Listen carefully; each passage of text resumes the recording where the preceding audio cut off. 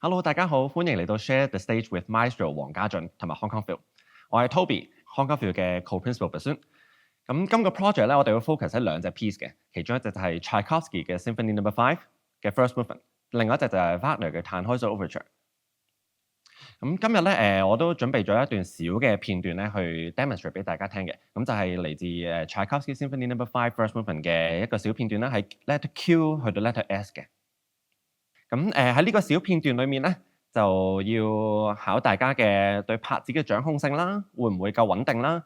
跟住另外留意到少少嗰啲記號啊，嗰啲 hairpin 咧，即係啲大細聲嘅剪字咧，咁就睇下可唔可以做得清楚少少，去展現俾我哋睇啦，同埋觀眾聽嘅。咁跟住另外去到 letter R 嗰度咧，就有一個少少 tricky 啲一個多啲手指喐動嘅片段啦，咁就考下大家對手指嘅靈活性啊，可唔可以好乾淨咁表現到呢個片段出嚟？跟住去到 letter S 前幾個小節咧，大家見到係 fortissimo 喎，咁就希望大家可以表現下你嘅聲音有幾闊啊，有幾 resonant 嘅。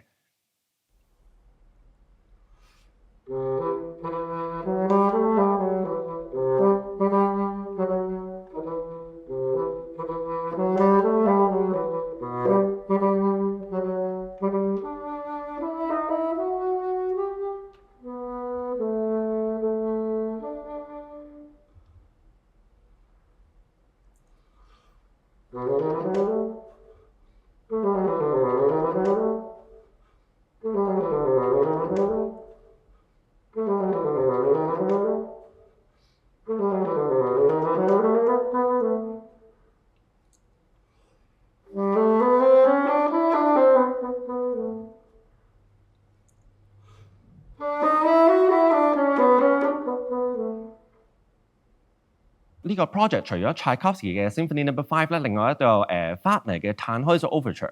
咁呢個 Overture 咧亦都好 tricky 嘅喎。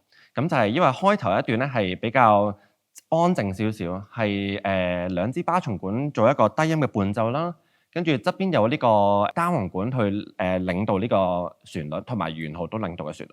咁巴松呢個角色咧就要好 tricky 喺下面好安靜咁樣，又唔係匿埋，但係要好 support 住其他旋律嘅樂器。咁我哋嘅責任咧就要有好嘅音準啦。咁所以各位同學準備嘅時候咧，可能要努力啲對下調音機，睇下我哋點樣可以將自己嘅音準做到最好嘅效果。我哋好期待收到你嘅錄音，之後 share the stage 見啦，拜拜。